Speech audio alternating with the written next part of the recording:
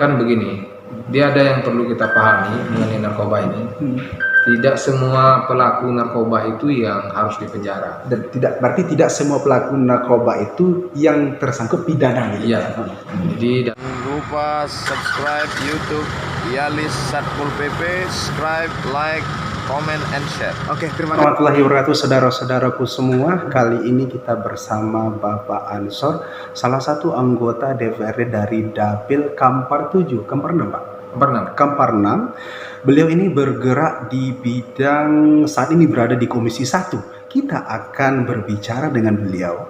Profil beliau anak desa tentunya dari Kampar Kiri, saat ini telah menjadi legislator di Kabupaten Kampar. Apa visi misi mereka dan apa yang menjadi daya tarik beliau sehingga saat ini terjun ke dunia politik. Assalamualaikum Bapak Nda Ansor. Waalaikumsalam warahmatullahi wabarakatuh. Terima kasih Pak sudah bergabung di YouTube Yalis Satpol PP. Mungkin sudah hampir 1,5 bulan konten kita off Pak, mungkin karena situasi pandemi atau apa gitu kan. Pak Ansor saat ini sudah 3 periode kalau nggak salah menjadi anggota DPRD Kabupaten Kampar Pak ya. Bapak Ansor itu berasal dari mana gitu dan kenapa tertarik terjun ke dunia politik? Ya, baik.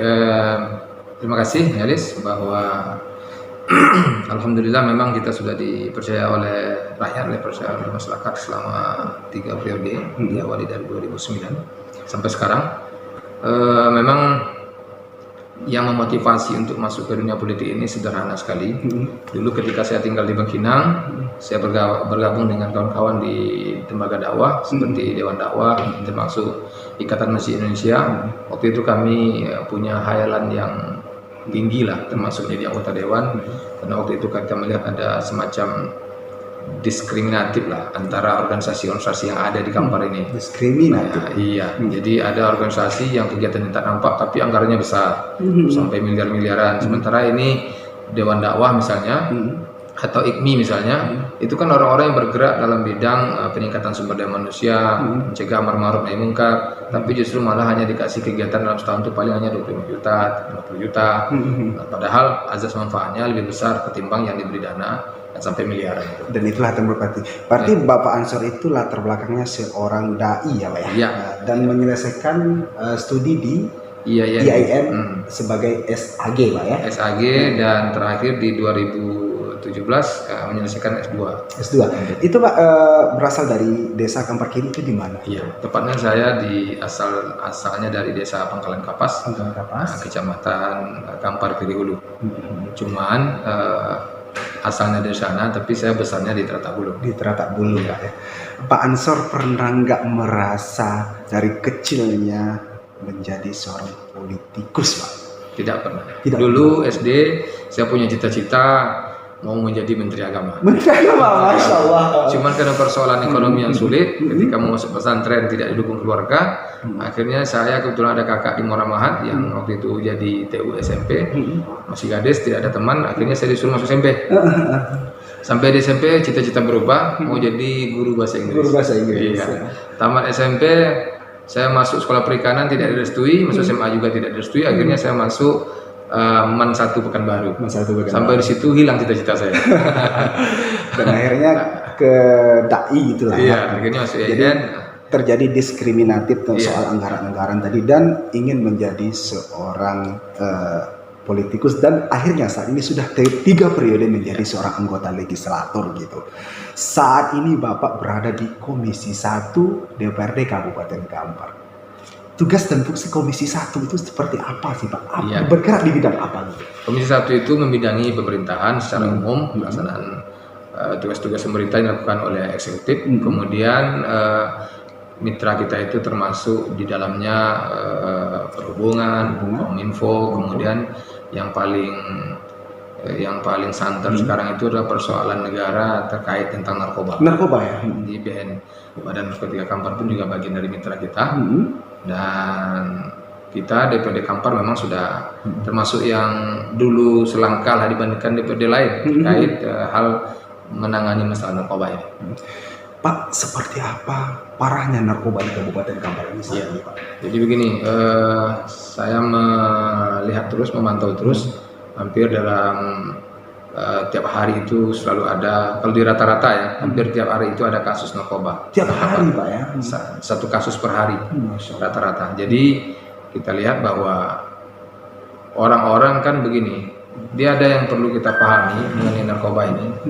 Tidak semua pelaku narkoba itu yang harus dipenjara. Dan berarti tidak semua pelaku narkoba itu yang tersangkut pidana gitu. Iya. Jadi dalam surat edaran Mahkamah Agung nomor 4 tahun 2010 itu menyatakan bahwa bagi yang kedapatan tangan atau tertangkap tangan barang bukti misalnya, itu kan ada istilah gramatur. Kalau dia sabu itu 1 G, 1 gram ke bawah, itu dia berarti kategori pemakai. Maka orang yang seperti ini tuh harus direhabilitasi, bukan dipenjara. Karena dia korban. Beda dengan dia selaku pengedar. Nah, kalau selaku pengedar memang tidak apa-apa, kita pakai aja Undang-Undang Nomor 35 tahun 2009 itu di pasal 112 itu tidak masalah, perlu tembak mati, kita setuju itu, karena dia bisa merusak orang. Tapi kalau yang korban ini harus kita selamatkan. Nah, gitu. Apa yang sudah dilakukan oleh Bapak Ansor selaku pribadi dan juga Bapak Ansor selaku anggota Komisi 1 untuk menyelamatkan generasi bangsa kita ini, terutama terkhusus di Kabupaten Kampar ini Pak, terkait narkoba ini? Ya, baik. Jadi saking parahnya kondisi ini, kami di tahun 2018 di periode yang lalu kita sudah berhasil membuat perda peraturan daerah nomor 7 tahun 2018 judul tentang pencegahan dan penanggulangan penyalahgunaan narkotika. Langkah preventifnya Pak ya. Jadi bukan preventif saja, di dalam perda itu ada 2 yang kita laksanakan. Karena perda, kalau bicara narkoba kan ada 3, ada yang namanya preventif, prevention, ada namanya treatment, ada yang namanya pemberantasan. Nah, di pemberantasan kita tidak ikut karena itu tugas polisi. Itu sudah wadahnya. Nah, kita di preventionnya ini pencegahan. Pencegahan ini itu leading sektornya Kesbangpol. Nah, kalau dia sudah kena, kalau yang prevention belum kena kita lindungi, kalau yang sudah kena kita selamatkan. Nah, itu leading sektornya dinas sosial. Tapi hari ini kayaknya dinas sosial masih belum melirik untuk membuat program bagaimana menyelamatkan orang-orang yang sudah kena. Tapi kan BNK sudah ada. BNK. Nah, tidak ada koordinasi BNK dengan dinas ini yang perlu nanti kita dorong lagi supaya ada sinergisitas antar lembaga ini kan. Nah, hari ini masih jalan masing-masing. Nah, kita minta, dan saya sudah cukup apresiasi lah kepada Kesbangpol, bahwa Kesbangpol sudah membuat terobosan. Dulu sudah ada pelatihan kurikulum 1 sampai 8 namanya UTC. UTC itu Universal Treatment Curriculum. 1 sampai 8 di situ ada fisiologi, farmakologi, gizi dasar dan segala macamnya. Dan itu pelatihan yang satu-satunya pernah dilakukan se-Indonesia. Nah, dan saya minta sebetulnya kalau ada bupati mendengar ini, Kesbangpol itu perlu diberikan penghargaan. Nah, salah satu di Indonesia Kesbangpol kita. Yang kedua, pelatihan yang juga pernah dilakukan oleh Kesbangpol itu satu-satunya juga dilakukan di Indonesia, namanya ada kurikulum UPC. UPC itu Universal Prevention Curriculum yang berbasis pedesaan. Itu ada 4 kurikulum. Kalau tadi 8, kalau ini 4. Nah, maka ini Kesbangpol luar biasa, tapi kalau tidak disupport, maka tentu akan tidak maksimal hasilnya. Nah, supportnya seperti apa? Support yang bisa dari sisi anggaran, bisa dari penghargaan, kan. Nah, kalau anggaran bisa lebih diberikan Kesbangpol, kita akan, dalam mimpi saya itu kita akan membuat semacam Nabza Center. Nah, jadi Pusat Informasi Narkoba Sekampar. Pusat Informasi Narkoba Sekampar. Itu adalah visi dari Bapak Ansor sendiri. Jadi ketika bicara narkoba, kita sudah tahu desa A itu hijau, desa itu merah. Nah, kita tahu tingkat keparahannya, tinggal menggarapnya lagi kan. Nah, dan dalam amanat perda yang kita buat itu, saking seriusnya kita, dalam perda itu kita minta supaya kepala daerah mengangkat 1 orang penyuluh per desa. 1 orang penyuluh per desa. Jadi tidak hanya kalau KB ada penyuluh, pertanian ada penyuluh, ya kan? Sementara narkoba tidak. Padahal narkoba ini merusak seluruh sendi kehidupan. Dia akan menjadi teror dalam rumah.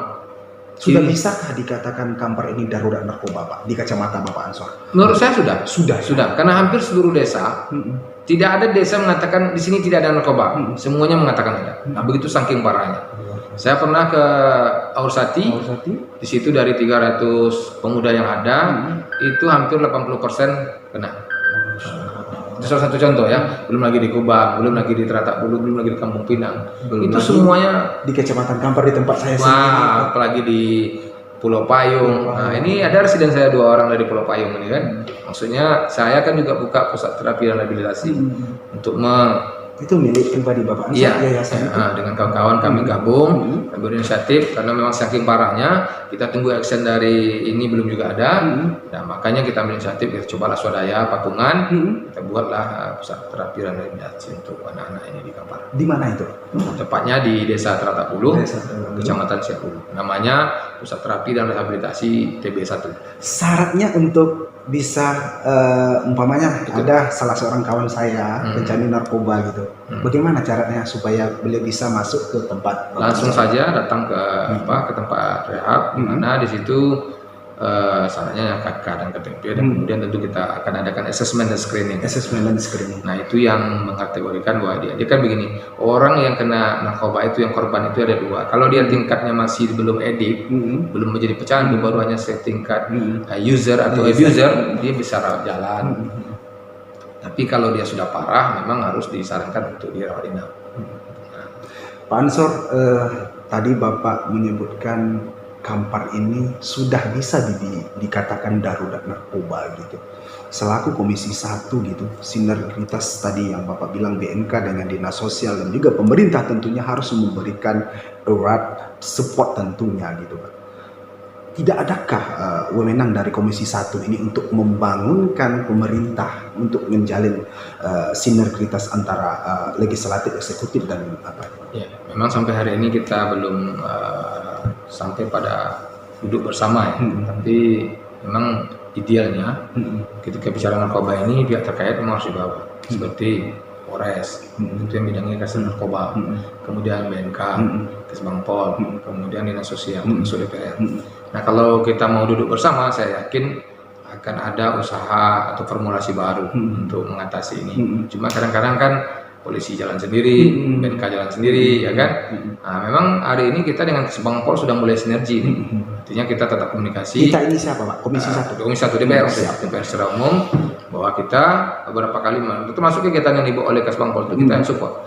Dana pelatihan waktu 1 sampai 8 kurikulum itu awalnya dianggarkan di APBD Murni tidak cukup, kita tunda. Nah, di APBD perubahan supaya kegiatan itu maksimal. Jadi yang kita latih itu kemarin perwakilan per kecamatan, di mana orang ini sudah bisa dia melakukan ya semacam mantri narkoba desa, ya. Jadi ketika ada orang yang kena, seperti orang kecelakaan kan ada P3K, pertolongan pertama pada kecelakaan. Nah, ini pertolongan pertama pada narkobanya. Jadi di sana kita kan begini, orang selalu kalau bicara gawat narkoba, kalau bicara narkoba, gawat di sini, gawat, kan segar gawat, tapi tidak ada action. Action untuk kemudian saya juga selalu sarankan di desa ketika saya ada kunjungan, saya sampaikan kepada nenek mama, kepada pemangku masyarakat supaya bergabunglah, kompaklah. Kalau ada anak kenakan yang ditangkap misalnya, tanyakan ke polisi BB-nya seperti apa. Kalau BB-nya mungkin kategori SEMA yang disampaikan soal Mahkamah Agung itu misalnya tidak masuk kategori pengedar, diselamatkan, dibuat komitmen, komunikasikan dengan polisi. Karena saya tengok kan daya tampung di Polres, daya tampung di Rutan juga tidak mungkin kan. Makin rusak anaknya. Coba bayangkan, anak mahasiswa semester 7 yang sedang menyusun skripsi, beli paket 100.000, terus diproses masuk kimia, kan hancur masa depannya Pak. Nah, ini yang kita perlu sampaikan. Ya, selaku pribadi dan bersama kawan-kawan tadi telah berhasil mendirikan sebuah residen yang ada di Kecamatan Siahulu Pak. Residen ini tentunya membutuhkan biaya yang luar biasa, pelatihan tingkat apanya gitu Pak. Ini seperti apa awal dulunya gitu Pak? Ini bukan sesuatu hal yang mudah untuk membuat residen ini Pak. Apa awal ceritanya residen ini ada? Nah, jadi pusat terapi rehabilitasi itu memang yang memotivasinya banyak, karena keluarga saya juga ada yang kena, kawan-kawan yang mendirikan itu juga ada yang kena. Oh gitu ya? Dari pengalaman sendiri juga? Nah, jadi termasuk ponaan saya itu dirawat di situ. Nah, jadi di dalam itu ada dokter, ada psikolog, ada konselor kan. Nah, semuanya orang-orang yang tenaganya profesional yang bersertifikat, dan di situ ada ada layanannya. Nanti dalam kesempatan waktu lain kita sampaikan secara detail bagaimana alur layanan, apa saja yang ada di situ. Kita punya dua teori metode, ada namanya ETC, Therapeutic Community, dengan program religi. Nah, itu nanti dalam sesi berikutnya. Kita akan survei langsung ke sana. Oke. Kira-kira closing statement dari narkoba di Kabupaten Kampar ini dari Bapak Ansor seperti apa?